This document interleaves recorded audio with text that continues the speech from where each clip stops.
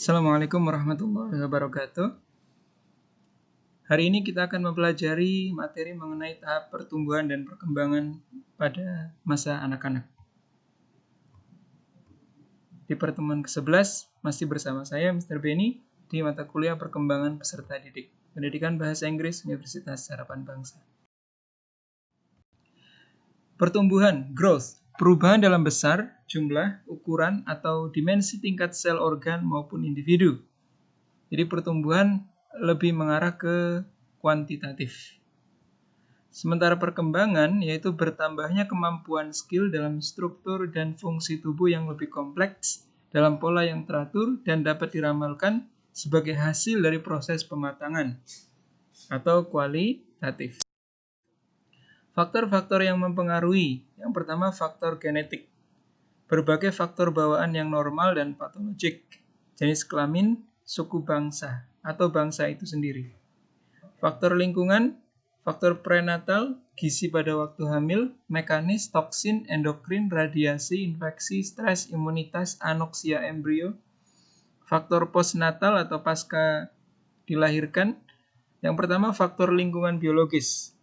Ras, jenis kelamin, umur, gizi, kepekatan terhadap penyakit, perawatan kesehatan, penyakit kronis, dan hormon. Faktor lingkungan fisik meliputi cuaca, musim, sanitasi, keadaan rumah. Lingkungan sosial, stimulasi, motivasi belajar, stres, kelompok sebaya, ganjaran atau hukuman yang wajar, cinta dan kasih sayang. Yang keempat, lingkungan keluarga dan adat istiadat yang lain, misalkan pekerjaan, pendidikan ayah dan ibu, jumlah saudara, stabilitas rumah tangga, kepribadian ayah atau ibu, agama, adat istiadat, dan norma-norma. Ciri-ciri pertumbuhan dan perkembangan anak. Yang pertama, merupakan proses yang berkelanjutan. Terdapat masa percepatan perlambatan, polanya sama tapi percepatannya berbeda. Berhubungan dengan maturasi sistem saraf atau kematangan sistem saraf. Pola pertumbuhan dan perkembangan anak yang pertama adalah directional trends, cephalocaudal atau head to tail, proximo-distal atau near to far, mass to specific. Yang kedua adalah sequential trends. Yang ketiga sensitive periods atau masa sensitif terbagi menjadi 3, masa kritis, masa sensitif, masa optimal. Tahap-tahap pertumbuhan dan perkembangan anak ada germinal, konsepsi, embrio, dan fetal. Ya, jadi tahap-tahap pertumbuhan dan perkembangan anak ada masa prenatal, ada masa bayi, ada masa anak-anak awal 1-6 tahun, toddler 1-3 tahun, prasekolah 3-6 tahun, masa anak-anak tengah 6-12 tahun, masa anak-anak akhir 12-19 tahun, pre-pubertas 12-13 tahun, remaja 13-19 tahun. Teori yang mendasari tahap perkembangan manusia. Tahap perkembangan psikoseksual menurut Sigmund Freud ada fase oral 0-1 tahun, fase anal 1-3 tahun, fase oedipal atau falik 3-5 tahun, fase latent 5-12 tahun, fase genital lebih dari 12 tahun. Tahap perkembangan psikososial menurut Erik Erikson terbagi menjadi beberapa kategori. Yang pertama adalah trust versus mistrust. Ya, jadi anak mulai membangun kepercayaan terhadap orang lain atau mistrust, tidak percaya terhadap orang lain. Itu di usia 0-1 tahun. Sementara anak usia 1-3 tahun, mereka memiliki karakter autonomy versus self-doubt. Mereka bisa mandiri dan juga mereka bisa memiliki rasa malu terhadap orang lain. Di usia 4-6 tahun, anak akan memiliki rasa inisiatif versus guilt. Ya, jadi di satu sisi mereka bisa berinisiasi diri mereka untuk bertindak, berperilaku, berbuat. Di sisi lain mereka memiliki rasa guilt atau rasa bersalah ketika melakukan tindakan yang tidak benar. Di usia 6-12 tahun, anak-anak akan mengalami fase industri and invioritas. Jadi mereka bisa menciptakan, mereka bisa menjadi pemeran utama. Di sisi lain mereka akan merasa inferioritas atau mereka merasa di bawah dari orang-orang yang di sekitarnya. Sementara remaja, mereka akan masuk ke fase identity versus role confusion. Mereka sedang mencari identitas diri, jati diri, dibandingkan dengan kebingungan peran. Ya, jadi istilah bahasa Inggrisnya role confusion. Baiklah, tahap berikutnya menurut Piaget adalah teori perkembangan kognitif. Yang keempat, tahap perkembangan psikomoral, ini menurut Kohlberg. Berikutnya kita akan mempelajari mengenai kebutuhan dasar anak. Yang pertama adalah kebutuhan fisik atau biomedis, atau istilah lainnya asuh. Bahwa setiap anak pasti membutuhkan pangan atau gizi, karena pangan merupakan kebutuhan terpenting. Yang berikutnya adalah perawatan kesehatan dasar. Anak membutuhkan imunisasi, pemberian ASI, penimbangan berat badan, pengobatan kalau sakit. Anak juga membutuhkan papan atau pemukiman yang layak atau rumah. Hygiene perorangan, ya kebersihan, sanitasi lingkungan, sandang, kesegaran jasmani. Berikutnya adalah kebutuhan emosi atau kasih sayang, ASIH. Kekurangan kasih sayang ibu pada tahun-tahun pertama kehidupan mempunyai dampak negatif terhadap tumbuh kembang anak, atau istilah lainnya sindrom deprivasi maternal. Kebutuhan yang berikutnya adalah kebutuhan akan stimulasi mental atau asah. Jadi ada asah, asih, asuh.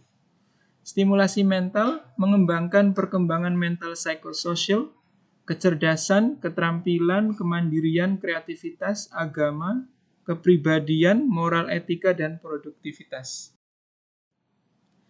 Deteksi dini pertumbuhan dan perkembangan anak. Upaya yang dilakukan untuk menemukan penyimpangan tumbuh kembang anak sedini mungkin. Siapa yang bisa mendeteksi dini anak-anak mereka? Ya ibu, ayah mereka sendiri, anggota keluarga atau orang dewasa lainnya yang ada di rumah. Bisa juga kader PKK, BLB, atau petugas kesehatan lain. Caranya bagaimana? Mengamati secara cermat dan teratur tumbuh kembang anak, kemudian mencocokkan dengan gambar yang ada pada KM. Cara mengetahui pertumbuhan anak. Yang pertama, pengukuran berat badan, tinggi badan, lingkar kepala, dilakukan secara teratur paling nggak sekali sebulan. Aspek-aspek perkembangan yang dibina yang pertama adalah perkembangan motorik kasar dan motorik halus. Perkembangan dari unsur kematangan dan pengendalian gerak tubuh. Motorik kasar di sini berarti anak bisa melibatkan sebagian besar dari bagian-bagian tubuh dan memerlukan tenaga. Sementara motorik halus melibatkan bagian-bagian tubuh tertentu dan dilakukan oleh otot kecil, memerlukan koordinasi yang cermat. Itu berbeda dari motorik kasar dan motorik halus. Komunikasi pasif dan aktif. Komunikasi aktif berupa komunikasi secara langsung, sedangkan komunikasi pasif yaitu kesanggupan mengerti dan melakukan apa yang diperintahkan oleh orang lain. Perkembangan kecerdasan pada anak ditandai dengan berkembangnya 5 panca indera mereka. Mereka mulai mampu untuk berpikir, perkembangan kemampuan menolong diri sendiri, dan tingkah laku sosial. Tanda-tanda perkembangan belajar anak. Usia 0-6 bulan, itu fase bayi atau bayi fase pertama. 6-12 bulan, bayi fase 2. 1-2 tahun, anak kecil fase 1. 2-3 tahun, anak kecil fase 2. 3-4 tahun, usia awal sekolah atau pra-TK. 4-5 tahun, usia pra-sekolah atau usia TK. Masa anak-anak awal, usia 2-12 tahun. Masa ini dimulai ketika anak mulai memiliki independensi baru. Mereka sudah bisa berjalan, berbicara, makan sendiri, dan berlari ke sana kemari. Anak masih melekat pada hal-hal yang konkret. Mereka belum mampu memahami hal-hal yang bersifat abstrak. Pemikiran mereka masih terbatas pada hal-hal yang bersifat pra-operasional dan operasional konkret. Masa kanak-kanak akhir, usia 12-15 tahun. Masa ini, transisi masa anak ke masa dewasa. Anak berada pada tahap prasosial, di mana anak hanya memperhatikan apa yang berguna bagi dirinya sendiri sedikit saja dari mereka yang memiliki kepedulian terhadap menjaga hubungan dengan orang lain. Pertumbuhan dan perkembangan fisik pada masa anak-anak awal. Yang pertama adalah perubahan tinggi badan. Tinggi badan anak rata-rata bertambah 3 inci setiap tahun. Pada usia 6 tahun, tinggi badan anak-anak bisa mencapai rata-rata 46,6 inci. Kondisi memungkinkan anak untuk dapat berjalan dan berlari lebih cepat, memanjat, melompat, meloncat, berjalan di atas papan titian. Perubahan yang berikutnya adalah perubahan berat badan. Berat badan anak rata-rata bertambah 3-5 pon. Pada usia 6 tahun, berat badan laki-laki 49 pon dan berat badan anak perempuan 48,5 pon. Kondisi ini memungkinkan anak dapat mengangkat, melempar, dan menangkap benda. Berikutnya akan dijelaskan mengenai perbandingan tubuh antara anak perempuan dan anak laki-laki.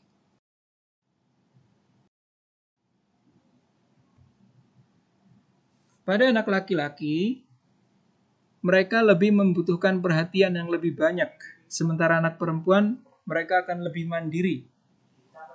Pada anak laki-laki, perkembangan fisik lebih lambat, sementara anak perempuan secara fisik telah lebih matang. Pada anak laki-laki, syaraf belahan otak kiri anak laki-laki lebih cepat berkembang karena anak laki-laki hanya menggunakan belahan otak kanannya, sementara anak perempuan, syaraf antara belahan otak kanan dan kiri dari anak perempuan terhubung lebih awal dan berkembang lebih kuat. Perkembangan otak anak laki-laki juga lebih lambat di daerah yang bernama frontal lobes atau otak depan, sehingga anak laki-laki lebih liar dari anak perempuan. Perkembangan otak anak perempuan juga lebih cepat di daerah yang bernama frontal lobes, sehingga anak perempuan lebih cepat menerima aturan dibandingkan anak laki-laki. Lebih menyukai permainan dinamis, anak perempuan lebih menyukai permainan yang tenang. Anak laki-laki lebih agresif, anak perempuan lebih tenang. Anak laki-laki kurang peka terhadap rasa sakit, sementara anak perempuan lebih peka terhadap rasa sakit. Perbedaan gaya belajar dan gaya berpikir. Gaya belajar, ada gaya belajar visual, yaitu belajar dengan cara melihat. Ada gaya belajar auditory, belajar dengan cara mendengar. Ada gaya belajar kinestetik, belajar dengan cara bergerak, bekerja, dan menyentuh. Gaya berpikir. Gaya berpikir terbagi menjadi beberapa bagian. Ada sequential abstrak, ada sequential konkret, ada acak abstrak, ada acak konkret. Perbedaan kepribadian terbagi menjadi 3, ekstraversi atau ekstrovert sama introvert, ada neurotis, ada psikotis. Perbedaan temperamen, easy child, anak yang mudah diberi aturan. Ada difficult child, anak yang sulit untuk diatur. Ada slow to warm child, anak yang lambat bersikap hangat terhadap orang lain. Perkembangan kognitif menurut Piaget, tahap sensori motorik, tahap pre-operational, tahap operational konkret, tahap operational formal. Pandangan Chomsky tentang perkembangan bahasa, empiristik, nativistik. Tahapan perkembangan bahasa manusia, ada tahap pralinguistik antara 0,3 sampai setahun. Tahap halofrastik atau kalimat satu kata, ini di usia setahun sampai setahun 8 bulan. Tahap kalimat yang berisi 2 kata, ini setahun 8 bulan sampai 2 tahun. Tahap perkembangan tata bahasa atau grammar, itu di usia 2 sampai 5 tahun. Tahap perkembangan bahasa menjelang dewasa, itu di usia 5 sampai 10 tahun. Tahap kompetensi lengkap 11 tahun sampai dewasa. Perkembangan sosial. Anak-anak akan mengalami beberapa tahapan perkembangan sosial. Yang pertama adalah pembangkangan atau negativisme, agresi atau aggression, berselisih, clashing, berselisih dengan teman sebayanya, menggoda, teasing, suka menggoda anak-anak yang lain, persaingan, rivalry, kerjasama, cooperation, tingkah laku berkuasa, ascendant behavior, mementingkan diri sendiri, selfishness, simpati. Thank you for listening. If you have any question, feel free to ask me in the forum or in the WhatsApp.